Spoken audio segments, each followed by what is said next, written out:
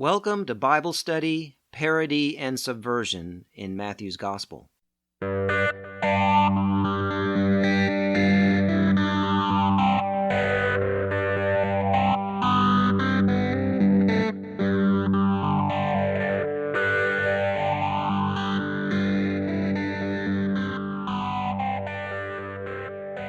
the last two episodes, we encountered in the Gospel of Matthew the idea of the kingdom of heaven, which I have translated dynamically as the new society.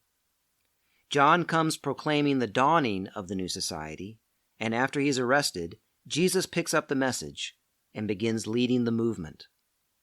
By the end of chapter 4, Jesus has amassed a large international following through healing and spreading the good news of the new society. For the next 3 chapters, Jesus will lay out a sort of law, or an interpretation of Israel's law, for this new movement, for a new society. This new law will reflect peasant realities. It will possibly have feminist overtones, and it will invert the male honor code of the first century Mediterranean world. And it might even play with the whole idea of law. My name is Bert Newton, and this is Bible Study, Parody, and Subversion in Matthew's Gospel.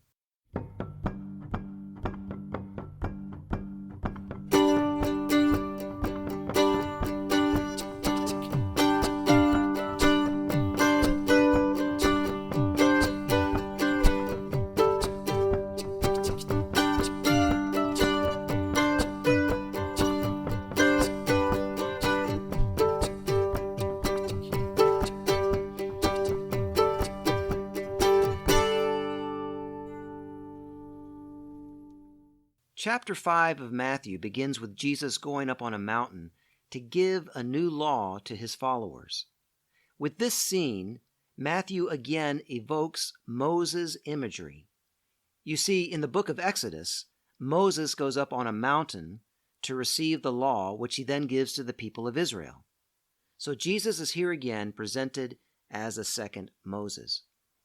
Now, is this a new law?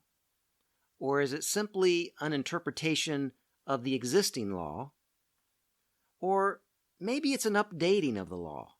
I'm not sure that the answer is very clear. On the one hand, Matthew presents Jesus' message of the new society as grounded in Israelite history. And he presents Jesus as a Jewish rabbi who has his own interpretation of the law, just as every great rabbi does. In ancient Judaism, a rabbinic school's interpretation of the law was called its halakha. So Jesus is portrayed in Matthew as not only a rabbi, but the leader of a rabbinic school with its own halakha. That may be the most simple way to understand what is happening. As we proceed through the story, Jesus will be portrayed as a very skillful peasant rabbi who can outwit the educated scribes of the upper classes. To do this, he has to appeal to the law of Israel, which implies that he is merely interpreting the law, not making up a new one or appealing to an updated version. But it is also important to know that the law of ancient Israel, which is called the Torah, contains its own updating. The written Torah is the first 5 books of the Bible. It's a little confusing because it's not all law. It also contains a lot of stories, a lot of history of Israel. Within that history, we get the giving of the law by Moses at Mount Sinai in the second book, the book of Exodus. But then in the last book, Deuteronomy, Moses gives the law a second time, and there are some changes, some updates. In fact, Deuteronomy means second law. Of course, we would expect that in any law of any nation. There are always updates. So we might interpret Jesus' discourse in chapters 5 through 7 as an update. This could be Jesus' Deuteronomy. But Matthew also presents us with this new reality of the kingdom of heaven, the new society, as I've called it. So maybe this is a new law, loosely based on the old one. I don't think it's quite clear, and I think the author of Matthew maybe likes it that way. I think we were meant to think that it is all of the above: an interpretation of the law of Israel, an updating of that law, and a new law that can encompass the international dimensions of the new society. As we will see, Jesus' law is highly poetic, more of a guide than an actual law. Let's read its preamble, commonly known as the Beatitudes. It starts with Jesus on a mountain, like Moses. This is Matthew 5, 1-16. When Jesus saw the crowds, he went up the mountain, and after he sat down, his disciples came to him. Then he began to speak and taught them, saying, "Blessed are the poor in spirit, for theirs is the kingdom of heaven. Blessed are those who mourn, for they will be comforted. Blessed are the meek, for they will inherit the earth. Blessed are those who hunger and thirst for righteousness, for they will be filled. Blessed are the merciful, for they will receive mercy. Blessed are the pure in heart, for they will see God. Blessed are the peacemakers, for they will be called the children of God. Blessed are those who are persecuted for righteousness' sake, for theirs is the kingdom of heaven. Blessed are you when people revile you and persecute you, and utter all kinds of evil against you falsely on my account. Rejoice and be glad, for your reward is great in heaven, for in the same way they persecuted the prophets who were before you. You are the salt of the earth. But if salt has lost its taste, how can its saltiness be restored? It is no longer good for anything, but is thrown out and trampled underfoot. You are the light of the world. A city built on a hill cannot be hid. No one, after lighting a lamp, puts it under a bushel basket, but on the lampstand, and it gives light to all in the house. In the same way, let your light shine before others, so that they may see your good works and give glory to your Father in heaven." Matthew presents Jesus' discourse as a teaching, which is one reason some readers might miss that it is the law for the new society. But in Israel, the Torah was as much a teaching as a law, and Moses was known not only as the great lawgiver, but also as the great teacher. Jesus lays out 9 Beatitudes. A beatitude was a form of teaching most commonly found in the wisdom literature of ancient Israel. The wisdom books were closely associated with the educated scribal class. By using a wisdom literary form, Matthew presents Jesus as a scribe, but a peasant scribe. The scribes were not of the peasant class. They came from the upper classes. While the wisdom books reflected establishment wisdom, Jesus' teaching will reflect peasant wisdom. He is a peasant scribe, a peasant rabbi. With these 9 Beatitudes, Jesus turns the world upside down. These Beatitudes invert the male honor code of the first century Mediterranean world, so much so that they may even be thought of as promoting a feminine honor code. In addition to inverting the male honor code, with these Beatitudes, Jesus promises liberation for the poor and offers a path of nonviolent resistance to the powers that be as a way to the new society. Let's look at the first Beatitude. The NRSV translates the first Beatitude this way: "Blessed are the poor in spirit, for theirs is the kingdom of heaven." Now, the idiom poor in spirit here has a long history of misinterpretation. It is often interpreted as meaning humble. Commentators who interpret it as humble give little in the way of evidence to support that interpretation. It just comes across to the modern reader as meaning something like humble. And it provides a convenient counterpoint to Luke's version of this beatitude. In Luke, Jesus says, "Blessed are you who are poor, for yours is the kingdom of God." Now that doesn't sound right to privileged North American Christians. Why would Jesus give the kingdom of God only to the poor? That's not fair to the rest of us good-natured, more affluent people. So we like to think that Matthew provides a convenient counter-beatitude to balance it all out, so that it's not about actual economics, being rich or poor. It's about one's attitude, which is to say, it's not about anything, because we can always fake an attitude. But this idiom, poor in spirit, can be traced in ancient Jewish literature. In the Psalms and in Isaiah, there are similar expressions about those whose spirits have been crushed or humiliated. In one of the Dead Sea Scrolls, known as the War Scroll, the exact same expression refers to people who have been defeated by the forces of evil. When Matthew here uses poor in spirit, he wants us to think of people whose spirits have been crushed and humiliated. People defeated by political and economic forces too large for them to withstand. That would be the peasants, the poor and dispossessed of Galilee. But why would Jesus call them blessed? Well, because the new society is for them. That's what this movement is all about. Those previously cursed in the old society will be blessed in the new one. So really, there is no disagreement between Matthew and Luke. They both declare that the new society is for the poor and oppressed who have been cursed in the current society. So let's move to the second beatitude. Blessed are those who mourn, for they will be comforted.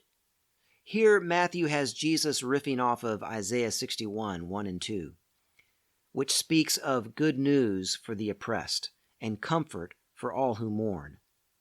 In the context of Isaiah 61, those who mourn are those who have been oppressed. So Jesus says that they will receive comfort in the new society. Then Jesus says, "Blessed are the meek, for they will inherit the earth." Or at least that's how the NRSV translates it. It can also be translated, "Blessed are the poor, for they will inherit the land." And if you know the Hebrew scriptures well, which the original audience would have, you would realize that Jesus is riffing off of Psalm 37:11, which declares, "The poor will inherit the land." Many peasants in Galilee had been dispossessed of their ancestral lands through taxation and debt. But in the new society, Jesus declares, the land will belong to them again. Blessed are the poor, for they will inherit the land. Next, Jesus says, "Blessed are those who hunger and thirst for righteousness, for they will be filled." Again, an NRSV translation. The word translated into English as righteousness refers to social righteousness or justice. So a better translation might be, "Blessed are those who hunger and thirst for justice, for they will be filled." Now, Jesus is not referring to people who passionately desire justice for idealistic reasons. Those who hunger and thirst for justice are those who have been denied justice. Again, the poor and the oppressed. Their hunger will be filled in the new society. And so again, we see a parallel with Luke, where Jesus says, "Blessed are you who hunger now, for you will be filled." With these first four Beatitudes, Jesus promises liberation for the poor and the oppressed in the new society. In the next 5 Beatitudes, he will invert the male honor code and thereby provide a path of nonviolent resistance to the powers as the way to the new society. The first century Mediterranean world was an honor-shame society. Honor was more valuable than money. Honor has been characterized by social scientists who have studied the first century Mediterranean world as the true currency of the culture. In this honor-shame culture, honor could only be acquired by men, women only had honor in their relationship to men. Also, honor was understood to be a limited good, so to acquire honor, one had to take it from someone else. This could be done through violence, but more often it was done in other ways, such as by granting or giving someone something that they could not reciprocate. So gift-giving was often a treacherous occasion in which one might lose honor if one was not careful. Jesus does not break out of the honor-shame system. That would be impossible and culturally incomprehensible. Instead, Jesus redefines what is honorable. Jesus begins by saying, "Blessed are the merciful, for they will receive mercy." As we proceed through the story, we will see that mercy is a hallmark of the new society. Now, saying that the merciful are blessed does not in itself invert the male honor code, because it was thought that being able to grant mercy was an honorable thing. But it was not necessarily honorable in the way Jesus means it here. When a man granted mercy to someone, it proved his power, and it humiliated the one receiving the mercy. But notice that Jesus says that the merciful will receive mercy. So it is not only honorable to give mercy, but to receive it as well. Jesus is talking about a whole society of grace, where everyone gains honor by constantly practicing mercy, by granting and receiving mercy. Honor for everyone, and mercy for everyone. Jesus then says, "Blessed are the pure in heart, for they will see God." In light of the honor-shame dynamics that I just described, this beatitude makes a lot of sense in terms of what Jesus wants to promote in the new society. The only other place where this phrase, pure in heart, is found is in the Psalms. There it indicates having pure motivations, not being deceitful, and also not having blood on your hands. In a parable later in Matthew, Jesus will teach his disciples to forgive people from the heart. The parable will contrast forgiving from the heart to forgiveness that is done merely to gain honor. Given the tendency of powerful males to use mercy and forgiveness to gain honor and thereby humiliate others, Jesus calls for purity of heart. Next, Jesus says, "Blessed are the peacemakers, for they will be called the children of God." Here again we see the nonviolent dimension of Jesus' message. The term peacemakers does not necessarily refer to people who mediate conflict and thereby bring peace, although that could be also in view. The word can be translated as doers of peace. So those who do peace, those who walk in the way of peace, and those who create the environment in which peace can flourish. In other words, those who do justice. Here again, we may be seeing the male honor code inverted, or at least modified. In the honor-shame system of the first century Mediterranean world, the ability to wage war successfully was considered honorable, and to allow someone to get away with violence done to you without responding in like manner was considered shameful. But Jesus lifts up those who are able to walk in the way of peace in a violent world. He casts them as the honorable ones, not the war makers. Jesus goes on to say, "Blessed are those who are persecuted for the sake of righteousness," or justice, "for theirs is the kingdom of heaven." Here Jesus really inverts the male honor code. He honors those who are persecuted. To be persecuted was to be subject to shame. But Jesus declares that the new society belongs to the ones who can absorb that violence for the sake of justice. Jesus continues in this same vein, "Blessed are you when people revile you and persecute you and utter all kinds of evil against you falsely on my account. Rejoice and be glad, for your reward is great in heaven, for in the same way they persecuted the prophets who were before you." Jesus honors those who are dragged into court to have false charges made against them, which foreshadows Jesus' own trial. Matthew describes Jesus' trial in chapter 26 this way. The chief priests and the whole Sanhedrin were looking for false evidence against Jesus so that they could put him to death, but they did not find any, though many false witnesses came forward. So Jesus is giving honor to those who can follow in his footsteps, all the way to the cross. Dying on a cross was one of the most shameful ways to die. It was dying while being publicly humiliated. Jesus in the Gospel of Matthew turns this shame into honor. Jesus then compares their fate with that of the prophets. He tells his peasant hearers that their persecution is their honor, because that is how the prophets were treated, and they, these Galilean peasants, are the prophets now.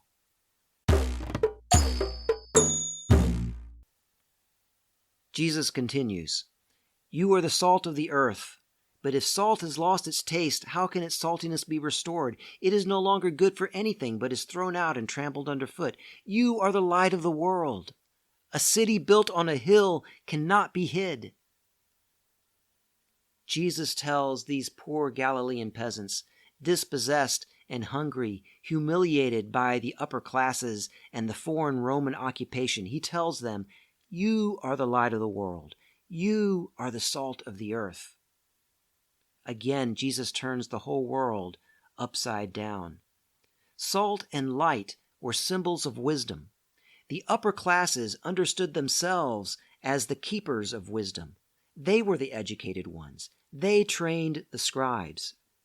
But Jesus says that this peasant movement, awakening from the cruel slumber of oppression, is now the light of the world and the salt of the earth. It's not just that Jesus is a great teacher, but that all the peasants in the movement for the new society are teachers, light and salt for the world.